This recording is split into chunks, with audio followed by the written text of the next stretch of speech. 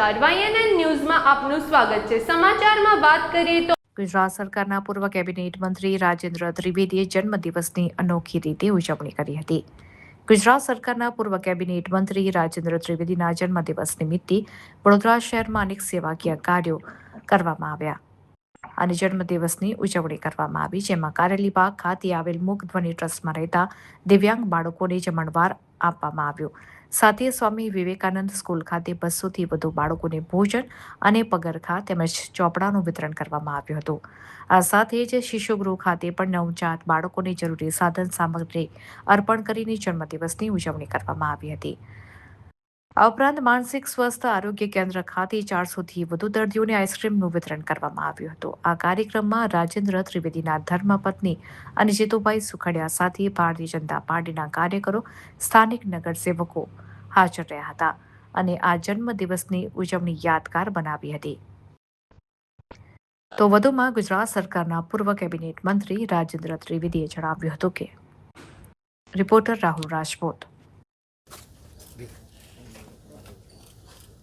અમે જનસંઘના સમયના કાર્યકર્તા છીએ, ભાજપમાં પણ ત્યાર પછી કાર્યકર્તા તરીકે રહ્યા છીએ। અમને એ સંસ્કાર મળ્યા છે કે આપણો જન્મદિવસ કંઈક વિશિષ્ટ રીતે ઉજવવો જોઈએ। સગા સંબંધીમાં હોટલમાં જઈને તો આપણે જમતા હોઈએ, પણ જન્મદિવસનો પણ કોઈ મતલબ છે। જન્મોત્સવ મનાવવા માટે દિવ્યાંગ બાળકો કે જેમને કોઈ જોવા નથી જતું, મેન્ટલ હેલ્થથી જે બીમાર છે એવા 300-350 બાળકો છે, એમને પણ કોઈ, એ યુવાનોને પણ કોઈ જોવા નથી જતું।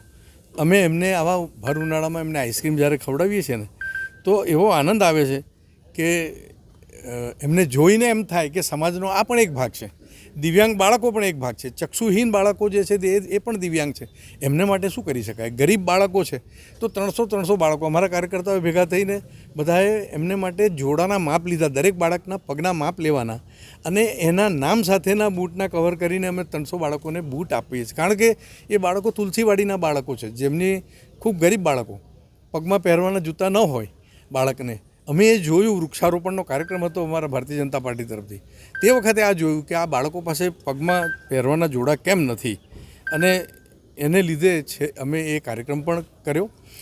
જે નાના બાળકો, ધુલકા ફૂલ જેને કે લોકો છાંડી દે છે રસ્તા પર કોઈ કારણસર, માતા બહેનો, એવા બાળકોનું જે શિશુગૃહ છે, એ શિશુગૃહમાં 13 બાળકો, એમનું પારણું એક જ રડતું હોય, જે સૌથી વધારે બાળક એને પારણામાં સુવાડે, એ પછી ઝૂલાવે અને એ સૂઈ જાય એટલે એને ઉતારીને બીજું રડતું હોય એને મૂકે। એ જોયા પછી અમારી આંખોમાં પણ પાણી આવ્યા, એટલે અમે બીજા 10 ઝૂલા એમને માટે લઈ આવ્યા છે, જેથી દરેક બાળકને ઝૂલામાં સૂઈ શકે। કારણ કે ઝૂલો એક આપણે ત્યાંની એક એવી વ્યવસ્થા છે કે જેમાં એને, બાળકને લાગે છે કે હું માતાના સાથે સૂતો છું। તો આવા કાર્યક્રમો અમે આજના રોજ રાખ્યા છે મારા જન્મદિવસના દિવસે। માન્ય જીતેન્દ્રભાઈ સુખડિયા જે મારા મેન્ટર છે, મારા પત્ની, મારા ભારતીય જનતા પાર્ટીના કાર્યકર્તાઓ, અન્ય કાર્યકર્તાઓ, એ બધાએ, અમદાવાદથી અમારા પાઠકજી આવ્યા છે, એ પોતે બહુ મોટી સ્કૂલ ચલાવે છે ત્યાં, એમને થયું કે આ કાર્યક્રમ જોવા જેવો છે એટલે તે અમદાવાદથી આવ્યા છે। આવા કાર્યક્રમ સમાજમાં કરવા જોઈએ અને જન્મદિવસની ઉજવણી આજ હોઈ શકે, હું એવું માનું છું। ધન્યવાદ। ભારત માતા કી જય। Subscribe now and press the bell icon. Never miss an update.